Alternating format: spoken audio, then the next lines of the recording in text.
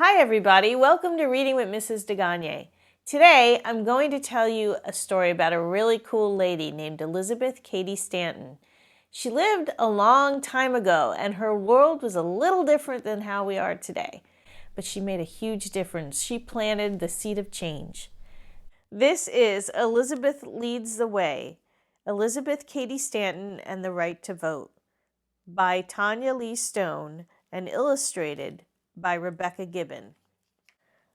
What would you do if someone told you you can't be what you want to be because you are a girl?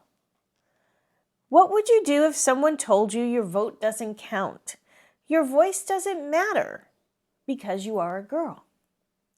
Would you ask why? Would you talk back? Would you fight for your rights? Elizabeth did. All of these things used to be true back when Elizabeth Cady was a girl. And all of these things might still be true today if Elizabeth hadn't led the way. She was only 4 years old the first time she heard someone, a woman, say life was better for boys. The woman had come to visit Elizabeth's new baby sister. What a pity it is she's a girl. How could anyone look at a little baby and feel sad? What could be wrong about being a girl? She was 13 years old when her father, Judge Cady, told a woman whose husband had died that the farm she had spent her whole life working on would be taken from her. Without a husband, the law stated, nothing belonged to her. Elizabeth was horrified by this unfairness. She said that the law should be cut out of every book. Judge Cady told her that wouldn't change anything. The law was still the law, and only men were allowed to change laws. Preposterous! She decided right then and there that she could do anything any boy could do. She jumped over high hurdles on horseback.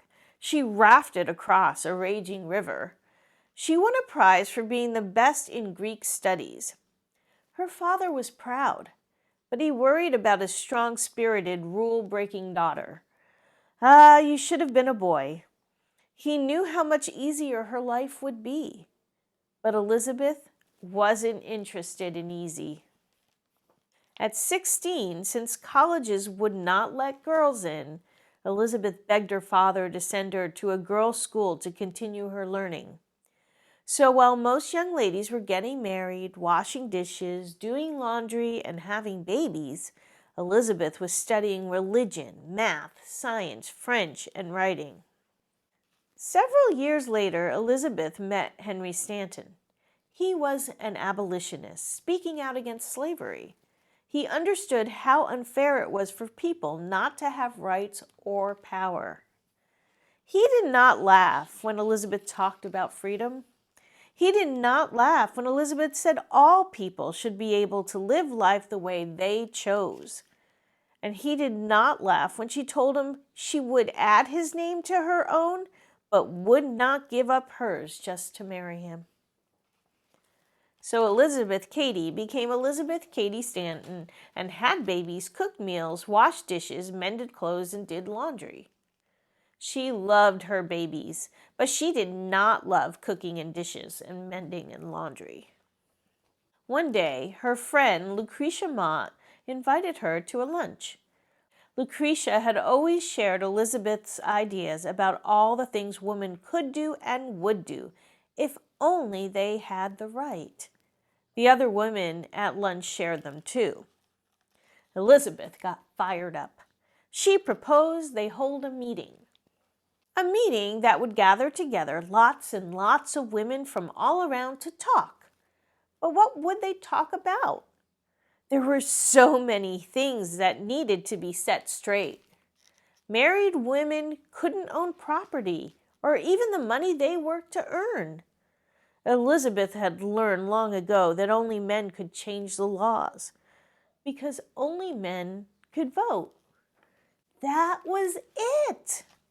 That was the one thing that could change everything. If women could vote, they could help change all kinds of laws. This idea was so shocking, so huge, so daring, Elizabeth's friends gasped out loud. If they were flabbergasted, what would other people think? Elizabeth did not waver. She knew voting was the only way to make a difference. Her battle cry for the right to vote rang out. Have it, we must. Use it, we will. Even her Henry thought she had gone too far. But on July 19, 1848, when Elizabeth arrived at the meeting place, she saw for herself that she hadn't. The small church in Seneca Falls, New York, was filled with hundreds of people. Elizabeth read aloud what she and a few of the women had written together. Their Declaration of Rights and Sentiments challenged the idea from the Declaration of Independence that all men are created equal. When she was finished, she looked into the faces of the crowd and waited. The room was silent. Then a rumbling began. It grew louder and louder and louder as people argued whether or not women should be allowed to vote. Word of the meeting spread like wildfire. Newspapers across the country scolded Elizabeth for her boldness, but other women joined her in battle. The idea of women having the right to vote began to buzz in the ears of people from Maine to California. Elizabeth had tossed a stone in the water, and the ripples grew wider and wider and wider. Many said Elizabeth must be stopped, but she was unstoppable. She changed America forever. Now, Elizabeth Cady Stanton died in 1902, 18 years before women were granted the right to vote in our country. But she planted that seed of change, and her story reminds me that there's always room for change, and there are always people who are brave and determined enough to plant those seeds and make great things happen. All right, I'm going to leave you with that thought. Oh, wait, maybe you should vote for something today. Maybe you should vote for what you have for dinner, because let's start with something small. All right. See you next time on Reading with Mrs. DeGagne. Bye.